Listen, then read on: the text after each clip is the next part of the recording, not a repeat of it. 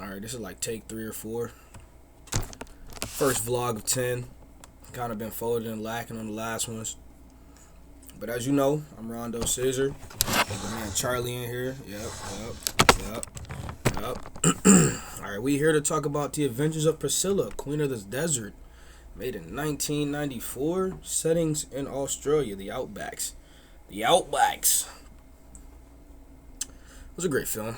I enjoyed it. I didn't really have too many negative thoughts on the film. It allowed me to get real insight on the LGBTQ and the trans community, which I have not very much insight on to start with. Anyways, to the movie though. Main part of the film, I thought the plot focused really on, transsexual male who teams up with 2 younger drag artists, one known as Tick, who they call him Mitzi, another one known as Adam, who is Felicia. They get a group of 3 together to travel around, halfway around Australia on board a bus named Priscilla, hence the name of the film.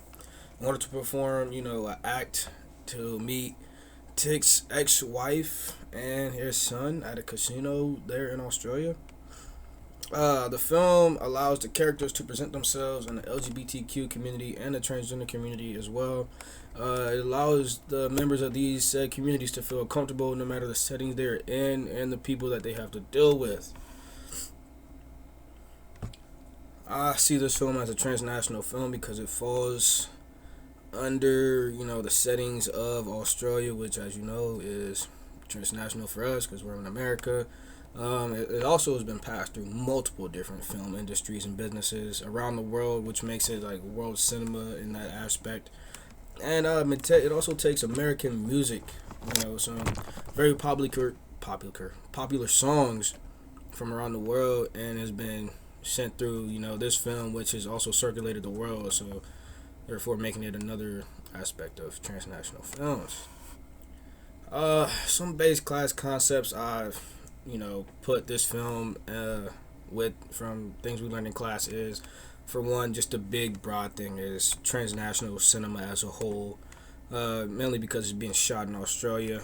I also talked about the hybridization amongst other cultures, which in my notes I have it down as, being accepted or rejected in different areas of the world, and therefore with this I kind of added it into the thought of them being accepted or rejected as drags or as transgender, transsexual. So therefore I kind of put them two together as the idea of hybridization amongst cultures, which is, like I said, a class concept that we covered. What I like about the film, I really enjoyed how the film just used the scenes of the Australian outbacks. How a lot of it wasn't just placed in random sitting areas where they were performing all the time. Like, it actually showed you what Australia has to offer for as a place itself.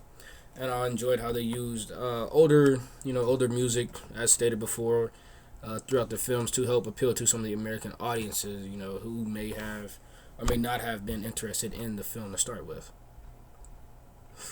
What I learned about myself watching this film, I wouldn't say I learned too much. I didn't really learn anything more about myself that I didn't know. I would love to go to Australia just because scenery looks nice. I'd like to see a kangaroo. It'd be something crazy. But it did allow me to look and perceive movies more differently, especially from the transnational aspect of it, and allowed me to be more open watching movies with drag and trans characters in the film, in the film industry as well.